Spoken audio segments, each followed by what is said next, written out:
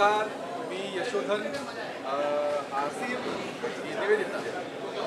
खास असीमच्या आग्रहाखातर आम्ही बाउंसमध्ये आलेलो आहोत मजा करायला.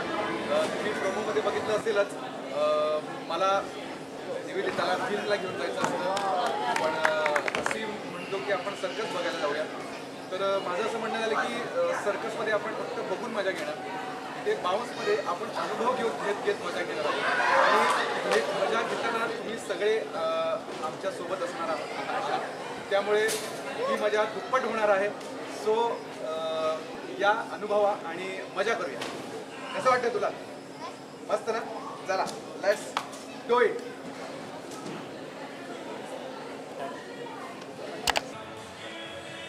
तो दिसत ना, तो दिसत.